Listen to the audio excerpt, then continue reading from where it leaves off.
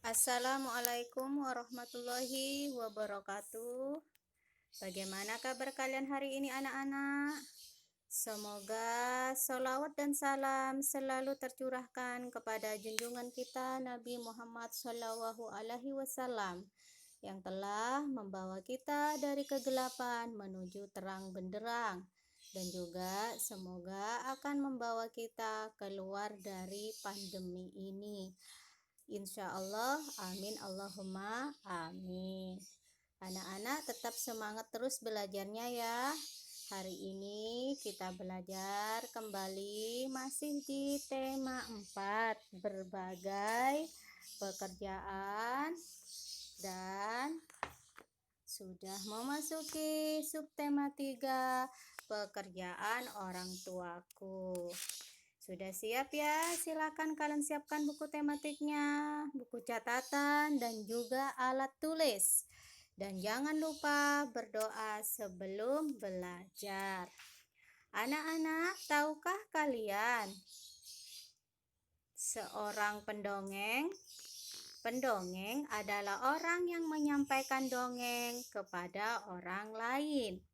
Dan dongeng itu sendiri merupakan cerita fiktif, cerita yang kejadiannya bersifat hayal, di mana di dalam dongeng terdapat unsur-unsur cerita seperti tokoh.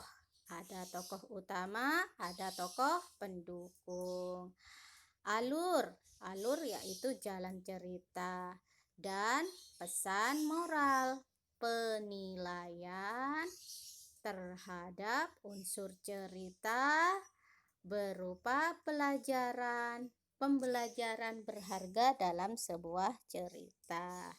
Umumnya dongeng diceritakan dengan lisan secara turun-temurun untuk mewarisi pesan moral yang terkandung di dalamnya. Dan anak-anak, pesan moral itu dapat diketahui dari kejadian-kejadian yang terdapat di dalam dongeng. Dan kita juga dapat menilai apakah pesan moral tersebut dapat diterapkan dan diteladani dalam kehidupan sehari-hari. Nah, untuk dapat menilai kejadian yang terdapat di dalam dongeng, kita perlu membaca dongeng tersebut dengan cermat. Anak-anak, siapkan ya bolpennya ya. Dongeng itu merupakan cerita fiktif, cerita yang kejadiannya bersifat hayal. Ditulis ya. Dan terdapat beberapa jenis dongeng. Beberapa jenis dongeng itu diantaranya sage, mite, legenda, dan fabel. Apa itu sage? Sage adalah dongeng yang mengisahkan peristiwa masa lalu. Contohnya, contoh dongeng yang berjenis sage, contohnya Lutung Kasarung dan sebagainya. Yang kedua, mite. Mite adalah dongeng yang mengisahkan kepercayaan masyarakat terhadap sesuatu hal yang memiliki gaib. Contohnya dongeng mite yaitu Dewi Sri. 3. Legenda. Apa itu legenda? Legenda adalah dongeng yang mengisahkan asal-usul terjadinya suatu tempat. Contohnya apa? Contohnya yang familiar yaitu legenda Gunung Tangkuban Perahu, Malin Kundang, dan sebagainya. Ada lagi yang keempat yaitu fabel. Jenis dongeng yang keempat fabel. Apa fabel? Fabel adalah dongeng yang mengisahkan kehidupan binatang. binatang. Anak-anak, sudah kalian tulis ya catatan tambahan dari Bu Guru tentang dongeng yang merupakan cerita fiktif atau cerita hayal. Sebenarnya bukan cuma dongeng yang termasuk cerita fiktif, tetapi untuk hari ini kalian belajar tentang dongeng. Siapkan ya, buka halaman 95. Sudah ditulis catatannya tadi, halaman 95. Di situ, mendongeng adalah pekerjaan orang tua Sani, temanku. Apa pekerjaan orang tuamu? Nah, pekerjaan orang tua kalian pasti juga berbeda-beda ya. Ada yang bekerja sebagai seorang dokter, perawat. Mungkin ada juga perawat, dokter, guru, polisi, tapi punya hobi mendongeng. Jadi bisa juga disebut pendongeng, orang yang menyampaikan dongeng kepada orang lain. Kalau kalian punya orang tua, polisi pekerjaannya misalkan, perawat, dokter, tapi punya hobi mendongeng. Kerjaannya sebagai pendongeng, orang yang menyampaikan dongeng kepada anak-anak, keponakannya, cucu-cucunya, itu juga tergolong sebagai pendongeng. Jadi orang yang menyampaikan dongeng disebut pendongeng. Anak-anak, ayo membaca, mendengarkan dongeng sangat menyenangkan. Indonesia kaya akan dongeng. Banyak di antaranya yang didongengkan. Adakah pendongeng di sekitarmu? Nah, kali ini kamu akan membaca dongeng yang berjudul Tupai dan Ikan Gabus. Dibaca ya. Dahulu kala hiduplah sepasang sahabat di daerah Kalimantan Barat. Mereka adalah seekor tupai dan seekor ikan gabus. Setiap hari mereka melakukan kegiatan bersama, mencari makan, bermain, bahkan mengunjungi tempat-tempat baru. Selalu dilakukan bersama. Suatu hari, tupai tidak melihat gabus, sahabatnya. Ia mencarinya ke tempat biasa gabus tinggal. Saat bertemu, tupai sangat kaget. Gabus terlihat lesu. Ternyata ia sedang sakit. Tupai sangat sedih. Ia menawarkan makanan untuk sahabatnya, namun gabus tidak berselera makan. Gabus hanya menginginkan satu jenis makanan yang diyakininya dapat menyembuhkan penyakitnya. Tupai berjanji akan mencari demi sahabatnya. Setelah gabus mengatakan makanan yang dapat menyembuhkan penyakitnya, tupai sangat kaget. Ia harus mencari hati ikan hiu. Ikan hiu sangat ganas, tidak terpikir olehnya ia bisa mendapatkannya. Namun tupai bertekad untuk mendapatkannya. Ia ingin sahabatnya sembuh. Tupai kemudian melompat dari satu pohon kelapa ke pohon kelapa lainnya yang dekat dengan tepi pantai. Saat menemukannya, ia melubangi satu kelapa dan membiarkan airnya habis. Kemudian sang tupai masuk ke dalam kelapa. Angin kencang membuat kelapa jatuh ke pantai dan ikan hiu memakannya. Di dalam perut ikan, tupai kemudian keluar dari kelapa dan menggigit hati ikan hiu. Ikan tersebut mencoba bertahan sampai kehabisan tenaga. Ombak besar membawa ikan hiu ke tepi pantai. Saat itulah tupai keluar dari mulut ikan hiu dan membawa hati ikan kepada sahabatnya. Sampai di tempat ikan gabus, tupai kemudian memberikan hati ikan hiu untuk dimakannya. Beberapa hari kemudian, tupai melihat sahabatnya segar kembali. Betapa senangnya tupai melihat ikan gabus sehat seperti sedia kala. Baik anak-anak, itu tadi dongeng yang disadu dan disadur dari dongeng dan cerita rakyat Nusantara paling melegenda Ajeng Restiani.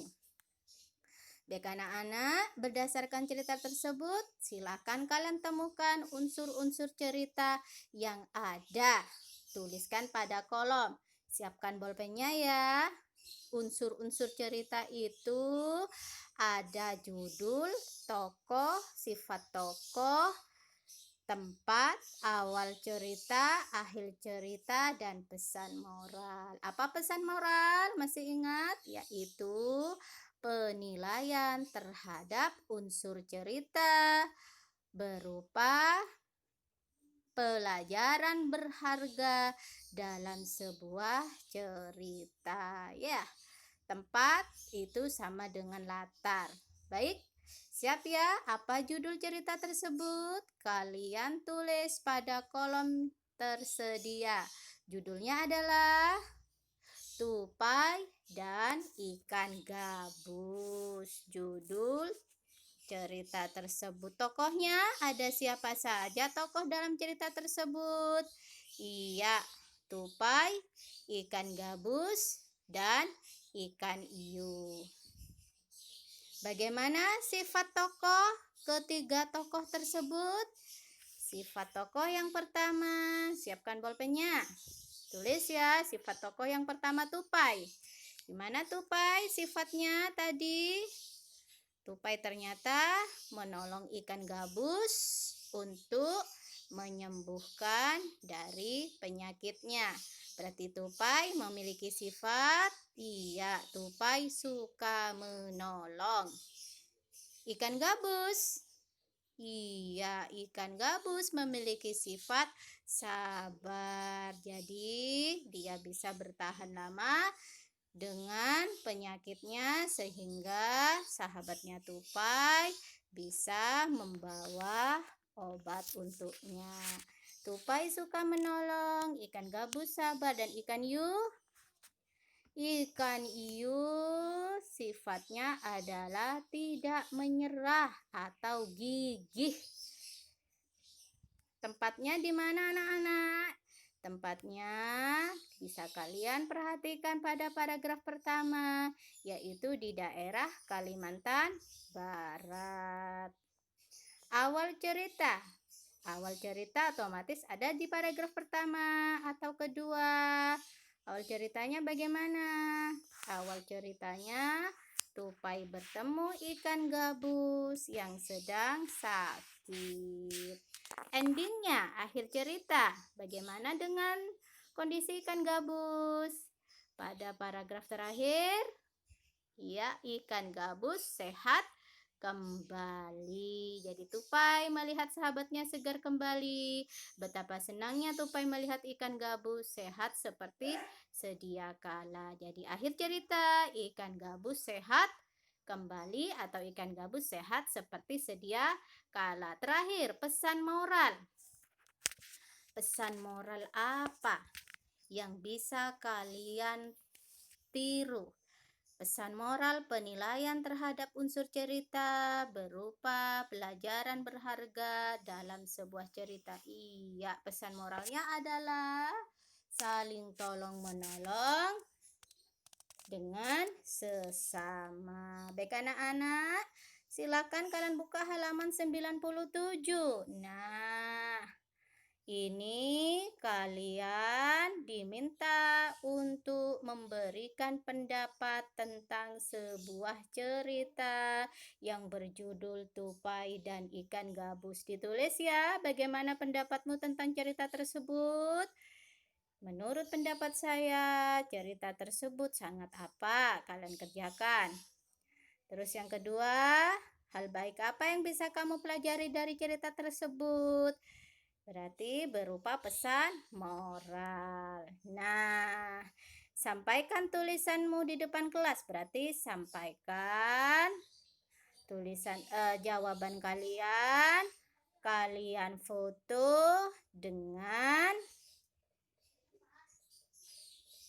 foto beserta kalian. Maksudnya Bu Meli ya, seperti biasa Ibu tunggu sampai nanti sore. Ibu ingin tahu pendapat kalian tentang cerita tupai dan ikan gabus dan hal baik apa saja yang bisa kamu pelajari. Kalian foto bukunya, dipegang bukunya, kemudian difoto, share, wapri sampai ibu tunggu sampai nanti sore. Nah, anak-anak, tahukah kalian dalam bercerita pendongeng sering menggunakan wayang yang terbuat dari kayu. Wayang tersebut dibuat oleh pengrajin kayu. Ayo kita cari tahu lebih lanjut tentang pekerjaan pengrajin kayu. Dayu mempunyai teman bernama Benny. Pekerjaan ayah adalah pengrajin kayu. Mau tahu apa saja yang dilakukannya? Inilah cerita Beno. Nah, kalian baca ya di rumah. Pekerjaan ayahku adalah pengrajin kayu. Setelah kalian membaca teks tersebut, kalian pasti bisa menjawab pertanyaan nomor 1, 2, dan 3. Cukup ditulis, tidak perlu kalian share. Berikut adalah proses pengolahan kayu menjadi meja dan kursi.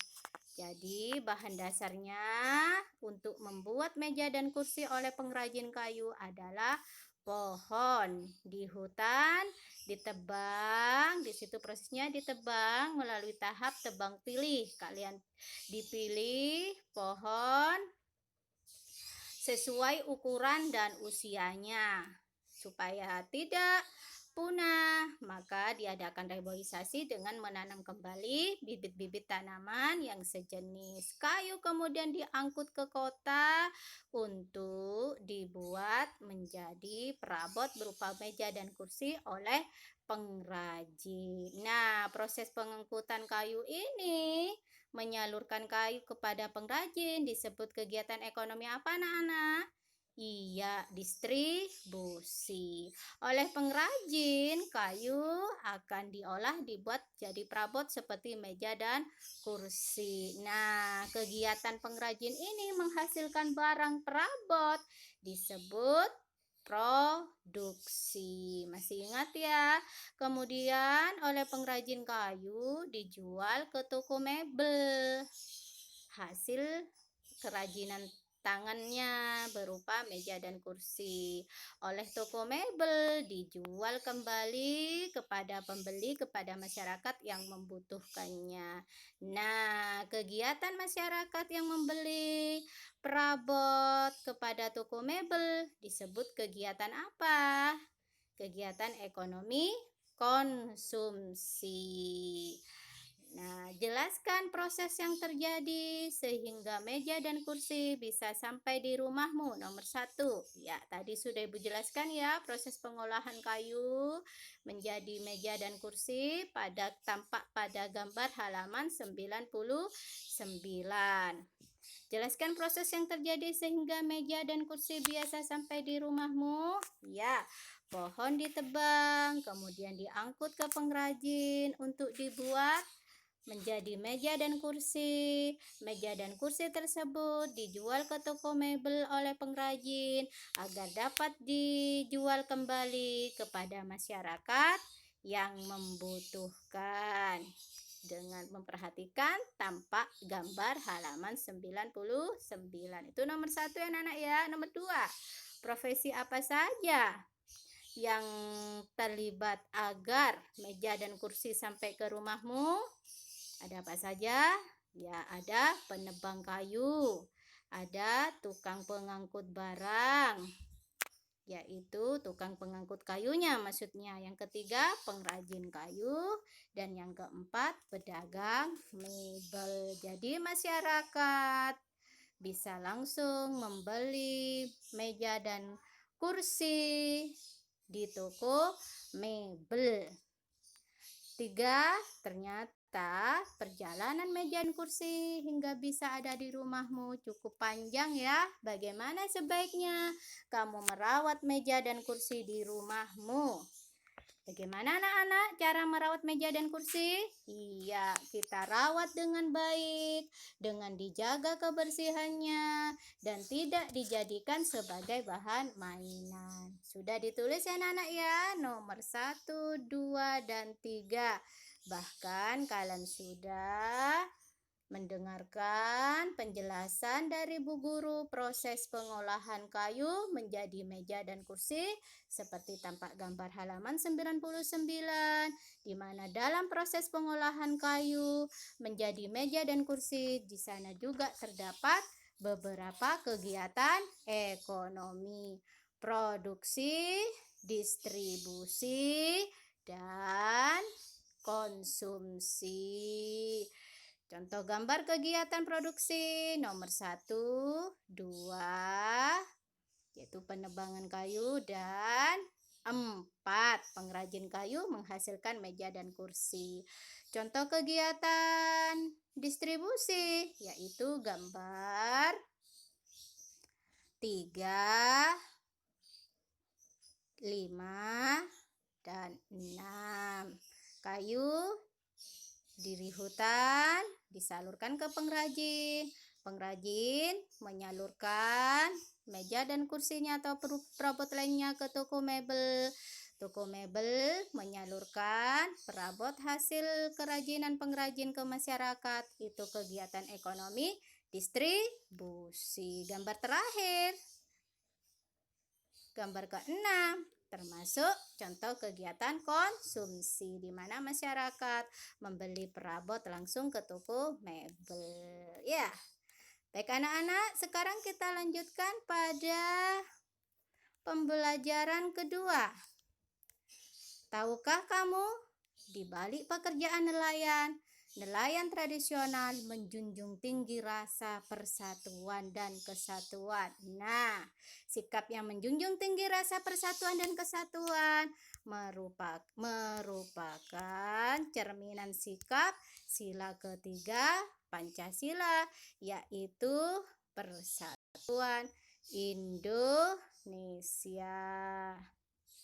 Nah, sekarang untuk pembelajaran 2, halaman 104, tetap siapkan buku catatan dan alat tulisnya sambil lalu kalian simak video pembelajaran dari Kak Citra, yaitu sikap gotong royong yang ditunjukkan oleh nelayan tradisional dan anggota masyarakat lainnya yang perlu kita contoh. Selamat menyaksikan dan dicatat ya anak-anak ya. Tahukah kamu, di balik pekerjaan nelayan tradisional itu menjunjung tinggi rasa persatuan dan kesatuan. Ayo kita cari tahu bersama-sama. Adik-adik, salah satu pekerjaan yang ada di sekitar kita adalah nelayan. Banyak sekali loh nilai-nilai yang bisa kita pelajari dari seorang nelayan ya. Salah satunya adalah gotong royong. Sikap gotong royong di kampung nelayan. Pak Eko tinggal di kampung nelayan dekat pantai. Ia dan warga desa yang lain bekerja sebagai nelayan tradisional. Biasanya Pak Eko dan 6 warga lainnya berangkat pada malam hari. Mereka menggunakan perahu. Mereka bergotong royong untuk menarik jaring. Hasil ikan di hari itu dibagikan sama rata kepada 7 orang, termasuk Pak Eko. Kadang-kadang ikan tersebut langsung dijual. Hasil penjualan ikan juga dibagi sama rata. Pada saat tidak pergi mencari ikan, mereka bersama-sama membetulkan jaring yang rusak. Nah, itu tadi adalah sikap gotong royong di kampung nelayan Pak Eko.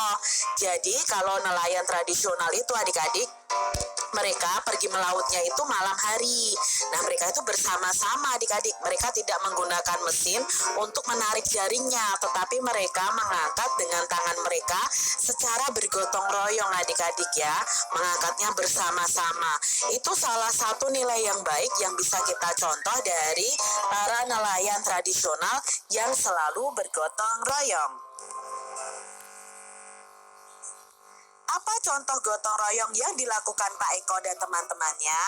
Nah, contoh gotong royong yang dilakukan Pak Eko adalah mereka menarik jaringnya bersama-sama, lalu membagi hasil dari tangkapan mereka itu juga sama rata.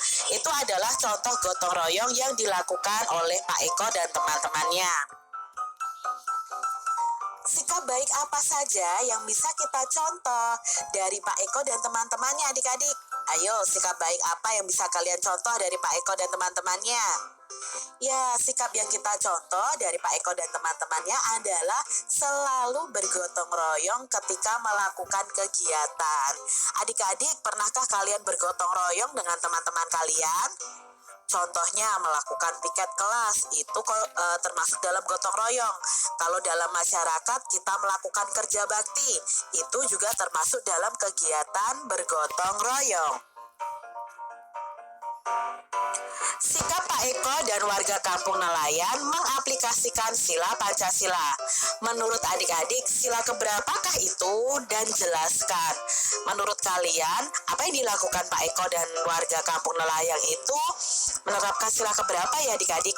Mereka bergotong royong, mereka bersatu. Ya, menerapkan sila ketiga Pancasila, yaitu tentang persatuan dan kesatuan Indonesia. Nah, adik-adik, tentunya kalian masih ingat tentang sila-sila Pancasila.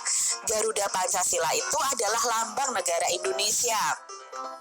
Burung Garuda itu besar, gagah, dan perkasa, adik-adik. Lihatlah perisainya. Nah, perisai itu memuat simbol dari sila-sila pada Pancasila. Nah, Pancasila sendiri adalah dasar dari negara kita. Pancasila itu berasal dari dua kata adik-adik yang perlu adik-adik ketahui, yaitu panca dan sila. Panca itu artinya 5, sila itu artinya dasar atau aturan. Jadi Pancasila itu artinya 5 dasar atau 5 aturan. Nah, kita membahas tentang sila ketiga Pancasila yang disimbolkan dengan pohon beringin. Bunyi sila ketiga yaitu Persatuan Indonesia.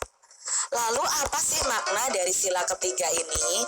Nah, makna sila ketiga ini mempunyai maksud mengutamakan persatuan dan kerukunan bagi seluruh rakyat Indonesia yang mempunyai perbedaan agama, suku, bahasa, dan budaya, sehingga dapat disatukan melalui sila ini. Berbeda-beda tetapi tetap satu atau disebut dengan Bhinneka Tunggal Ika. Nah, sila ketiga Pancasila ini mempunyai makna. 1. Negara Kesatuan Republik Indonesia, itu adalah negara kita. Lalu cinta damai dan persatuan, tidak mementingkan kepentingan diri sendiri. Nah, itu tadi adalah makna dari sila ketiga Pancasila. Sebutkan contoh lain dalam kehidupan sehari-hari yang sesuai dengan sila ketiga Pancasila. Nah, di sini Kak Citra mempunyai beberapa contoh kegiatan yang sesuai dengan sila ketiga Pancasila. Yang pertama, bangga dan cinta terhadap tanah air dan bangsa. Itu merupakan penerapan sila ketiga, adik-adik. Rela berkorban demi kepentingan bangsa dan negara. Mengembangkan sikap saling menghargai, membina hubungan baik dengan semua unsur bangsa, memajukan pergaulan demi peraturan bangsa, lalu menjunjung tinggi persatuan dan kesatuan Indonesia, mengutamakan kepentingan bangsa di atas kepentingan pribadi atau kepentingan golongan. Nah, ini contoh lain dari penerapan sila ketiga Pancasila. Kalian tidak bertengkar dengan teman-teman, itu berarti kalian sudah menerapkan sila ketiga loh. Kalian rukun, bersahabat, tidak membeda-bedakan walaupun berbeda agama, suku, bahasa, tetapi kita tetap satu. Nah, di situ kalian sudah menerapkan sila ketiga Pancasila. Demikian tadi adik. Baik anak-anak, itu sekilas materi tentang pembelajaran 2 dari Kak Citra. Baik anak-anak, jangan lupa ya tugas kalian hari ini yaitu memberikan pendapat tentang cerita tupai dan ikan gabus pada halaman 97 dan juga halaman 106. Berikut adalah simbol sila ketiga. Jelaskan arti simbol dari pohon beringin yang sudah dijelaskan oleh Kak Citra dan bagaimana hubungan makna sila ketiga dengan simbolnya. Nah, anak-anak, nanti kalian share Wapri, Ibu Guru tunggu sampai nanti sore. Jadi ada 2 pembelajaran, 1 pada halaman 97 dan pembelajaran 2 pada halaman 106. Difoto bersama kalian ya. Baik anak-anak, Ibu Guru kalian sudah paham untuk pembelajaran kali ini. Ibu cukupkan dan jangan lupa ya anak-anak ya, selalu perhatikan protokol kesehatan karena kita masih berada di tengah pandemi. Ingat 3M, selalu mencuci tangan, menjaga jarak, dan memakai masker. Ibu akhiri, wassalamualaikum warahmatullahi wabarakatuh.